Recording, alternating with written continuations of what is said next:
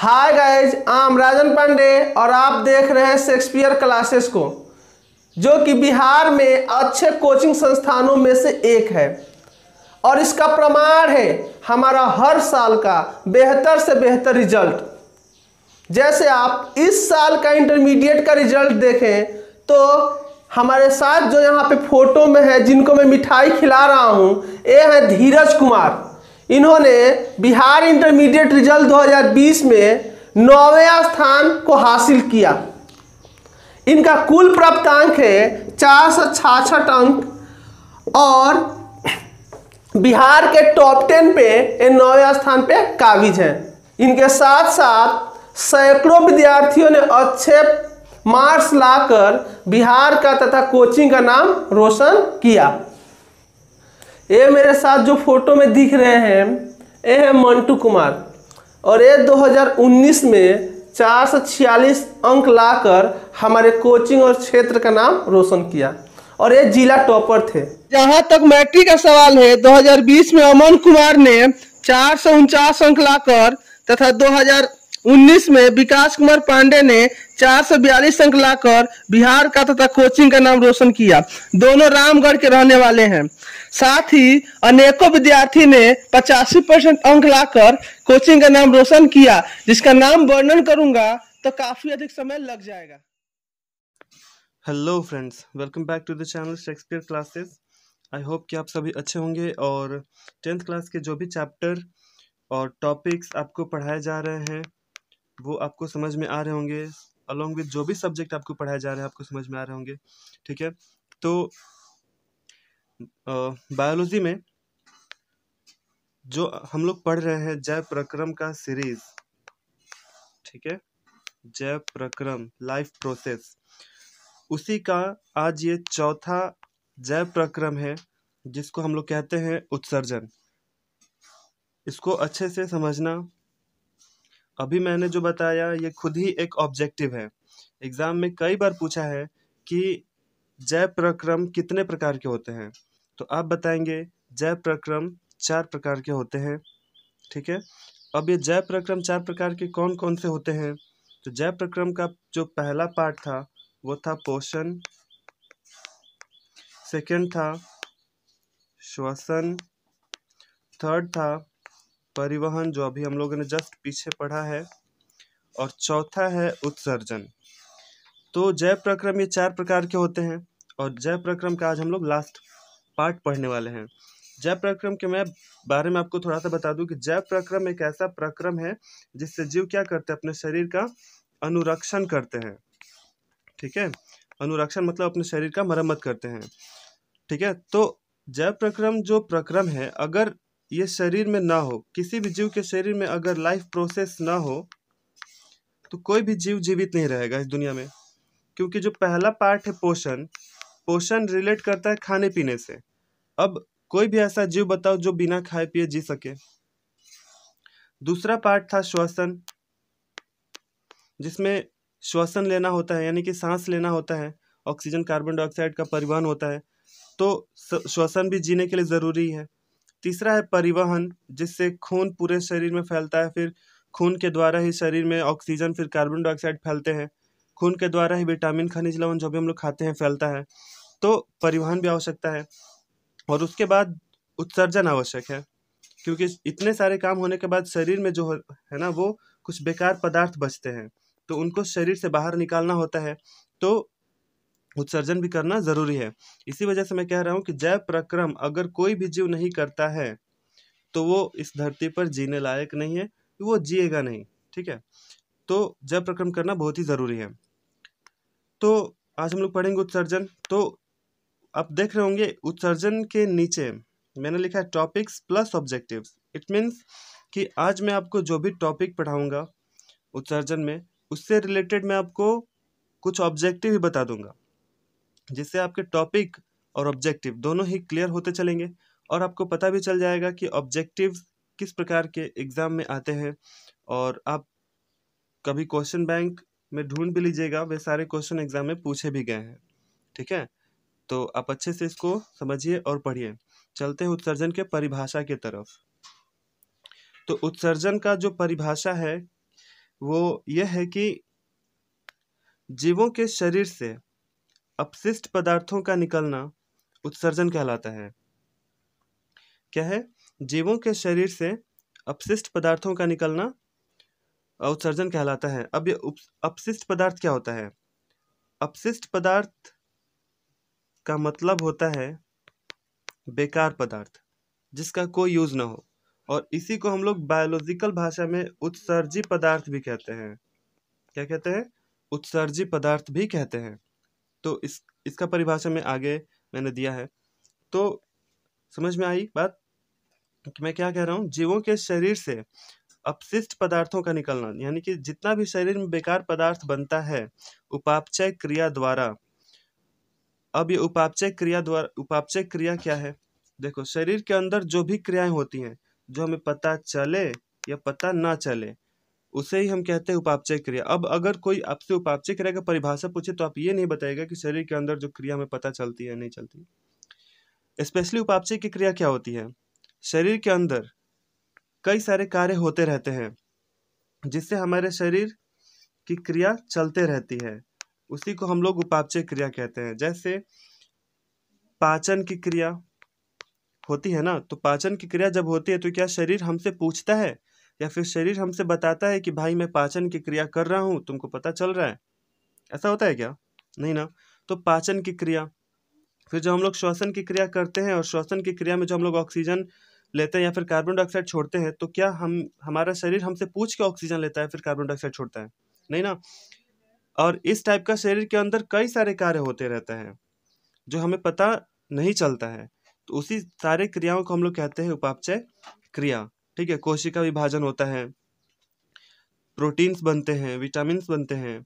ठीक है, तो यही सारे चीज हैं। सॉरी, विटामिन्स बनते नहीं, विटामिन्स तो हम लोग को बाहर से लेना पड़ता है।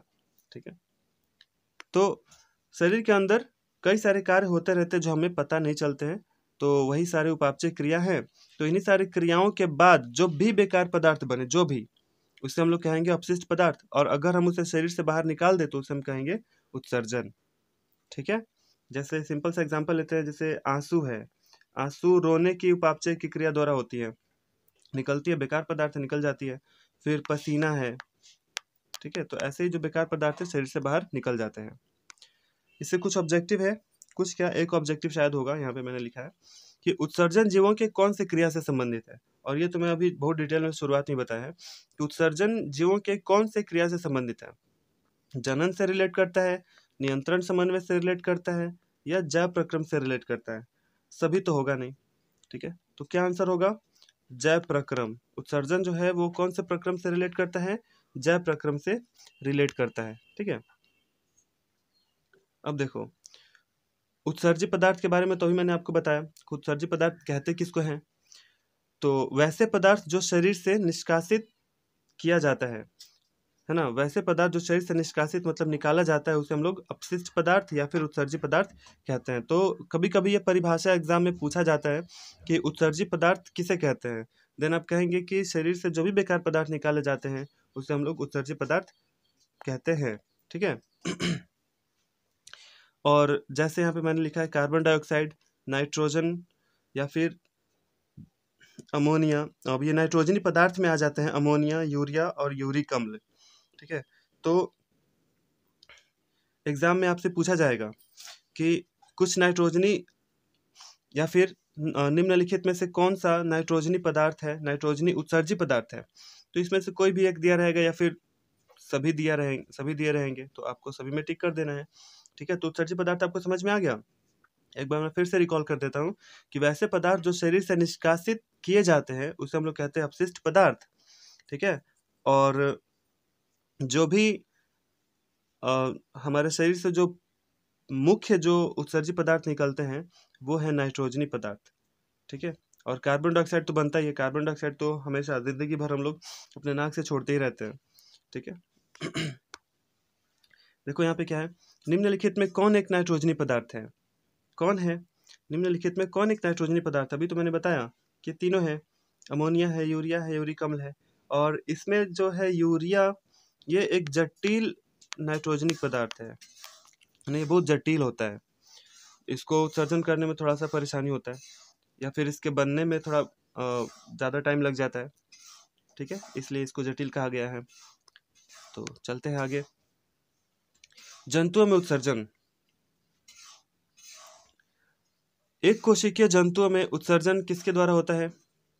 देखो, एक कोशिकीय जंतुओं में उत्सर्जन की क्रिया किसके द्वारा होती है? विसरण की क्रिया द्वारा होती है। और आपको याद होगा कि मैं शुरू में भी परिवहन के बारे में भी मैंने बताया था कि परिवहन में भी एक कोशिकीय जंतुओं के द्वारा परिवहन किसके द्वारा होता है? विसरण क्रिया द्वारा ही होता है, ठीक है। तो एक कोशिकीय जंतुओं में उत्सर्जन भी विसरण क्रिया द्वारा होगी, क्योंकि ये एक कोशिकीय जंतु है तो इसमें उतने सारे जटिल अंग नहीं बन पाते हैं, इसी वजह से इनमें उत्सर्जन की क्रिया यानी कि शरीर से बेकार पदार्थों जो निकालेंगे वो विसरण क्रिया द्वारा निकालेंगे, ठीक है। तो एक जीव है अमीबा। आपको पता होगा अमीबा का कोई भी आकृति निश्चित नहीं होती है और इसके पास कोई भी खाने का अंग नहीं होता है। ये अपने सूडोपोडिया से अपना भोजन करता है, खाता है, ठीक है। तो इसी तरह इसके शरीर के पास कोई भी उत्सर्जन का भी अंग नहीं होता है। अगर खाने का कोई अंग नहीं है तो उत्सर्जन का भी कोई अंग नहीं होता है, ठीक है। तो जब भी ये कुछ खाता है तो विसरण क्रिया द्वारा ये अपने शरीर के प्लाज्मोलेमा से उसको उत्सर्जित कर देता है, ठीक है। इसके शरीर पर, अमीबा के शरीर पर उसके पूरा शरीर के सतह पर प्लाज्मोलेमा होता है, ठीक है। और ये उसी से अपना जो बेकार पदार्थ होता है उसको शरीर से बाहर निष्कासित कर देता है, ठीक है। तो अमीबा अपना उत्सर्जन का क्रिया किसके द्वारा करता है? प्लाज्मोलेमा के द्वारा, और वो भी विसरण के द्वारा करता है। मतलब विसरण क्रिया होती है लेकिन अंग कौन सा होता है? प्लाज्मोलेमा होता है। और बात करें अगर बहुकोशिकीय जंतुओं की, तो बहुकोशिकीय जंतुओं में उत्सर्जन के लिए क्या होता है? उत्सर्जन तंत्र ही मौजूद होता है पूरा का पूरा। अगर आप मानव की बात करें तो मानव में उत्सर्जन का जो मेन अंग है वो है वृक्क, जिसको हम लोग इंग्लिश में किडनी कहते हैं। अब आपको पता है कि किडनी मानव के शरीर में कितने होते हैं? मानव के शरीर में 2 किडनियां होती हैं, है ना, जो सेम के बीच के आकार की होती हैं, इस टाइप का होता है, ठीक है। तो और किडनी में जो मेन उत्सर्जन के लिए होता है वो होता है नेफ्रॉन, जिसको हम लोग वृक्क की संरचनात्मक और क्रियात्मक इकाई कहते हैं, नेफ्रॉन को। तो इन सब के बारे में आगे काफ़ी डिटेल में बात करूंगा। नेफ्रॉन के बारे में तो काफ़ी डिटेल में मैं बात करूंगा, और वृक्क के कार्य के बारे में। और अगर वहीं पौधों की बात करें, है ना, बहुकोशिकीय जंतु, अगर पौधों की बात करें, बहुकोशिकीय पौधों के बारे में बात करेंगे, तो पौधों का जो उत्सर्जन होता है ना, वो उसके लिए कोई उसके पास विशेष अंग नहीं होता है उत्सर्जन के लिए। पौधे जो होते हैं, पौधे अपना उत्सर्जन की क्रिया जड़ से भी कर देते हैं। इसके छाल जो होते हैं, छाल में आप लोग देखे होंगे कहीं कहीं छेद होता है, उससे भी हो जाता है। और आप देखे होंगे कि जो आम का पेड़ होता है ना, उसमें से कुछ गोंद के टाइप का निकलते रहता है, पीला पीला या फिर ब्राउन कलर का, वो उसका उत्सर्जन पदार्थ है। फिर पत्ते गिर जाते हैं तो भी उत्सर्जन उसका हो जाता है। या फिर आप लोग पिछले चैप्टर में वाष्पोत्सर्जन के मैंने बारे में बताया था, वाष्पोत्सर्जन। तो वाष्पोत्सर्जन जब होता है तो वो भी उत्सर्जन ही है एक प्रकार का। तो पेड़ पौधों में कोई भी विशेष अंग नहीं होते हैं उत्सर्जन के लिए, वो किसी भी अंग से अपना उत्सर्जन कर देता है। हाँ, कुछ उत्सर्जी पदार्थ है, जैसे रेजिन है, टैनिन है, लैटेक्स है, ये सभी उत्सर्जी पदार्थ है पेड़ पौधों के, ये एग्जाम में पूछा जाता है, ठीक है।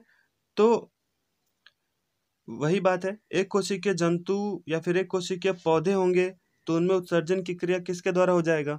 विसरण की क्रिया द्वारा हो जाएगा। और जो अमीबा जो काफी फेमस है, इसका जो उत्सर्जन होता है वो होता है प्लाज्मोलेमा से। ये इसका शरीर का सतह है, कोई एक अंग नहीं है, ठीक है। और बहुकोशिकीय जंतु के बारे में बात करें या फिर बहुकोशिकीय पौधों के बारे में बात करेंगे, तो बहुकोशिकीय जो भी हम लोग आसपास पेड़ पौधे देखते हैं वो अपना उत्सर्जन किसी भी अंग से कर लेते हैं, ठीक है। और जो जंतु होते हैं उनमें वृक्क होता है, और वृक्क से रिलेटेड कुछ नलिकाएं होती हैं जो मैं आगे आपको काफी डिटेल में बताऊंगा।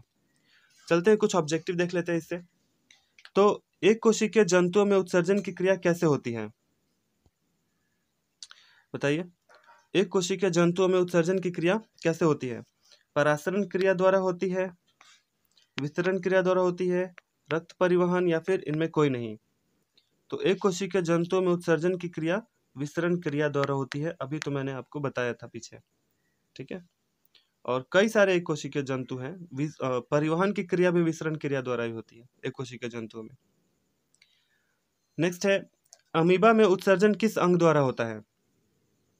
अमीबा में उत्सर्जन किस अंग द्वारा होता है?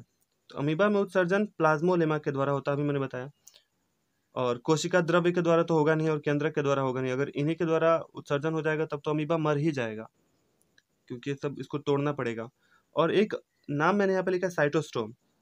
आप लोग पैरामीशियम का नाम सुने होंगे, सुने हैं ना पैरामीशियम का नाम? तो पैरामीशियम में यहाँ पर एक अंग होता है, ठीक है, जो उसके खाने का अंग होता है, यहीं से वो खाता है, तो उसी को हम लोग साइटोस्टोम कहते हैं। इसको हिंदी में कोशिका मुख कहते हैं, कोशिका मुख, ठीक है। तो अमीबा के पास ये साइटोस्टोम होता नहीं है, साइटोस्टोम होता है पैरामीशियम के पास। ये मैं आपको फर्स्ट चैप्टर में मैंने आपको पढ़ाया है, पैरामीशियम। तो अगर आपसे एग्जाम में फिर पूछा भी जाए कि पैरामीशियम के मुख को क्या कहते हैं, तो आप बताइएगा साइटोस्टोम कहते हैं। और अमीबा में जो उत्सर्जन होता है वो किसके द्वारा होता है? तो प्लाज्मोलेमा के द्वारा होता है, ठीक है। तो आशा करता हूँ कि आपको ये जो अभी मैंने जो भी पढ़ाया है वो समझ में आ गया होगा।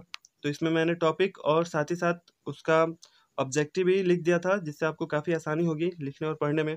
तो नेक्स्ट हम लोग मनुष्यों के बारे में पढ़ेंगे, मनुष्यों के उत्सर्जन के बारे में पढ़ेंगे, किडनी के बारे में पढ़ेंगे, काफ़ी डिटेल से। तब तक के लिए धन्यवाद।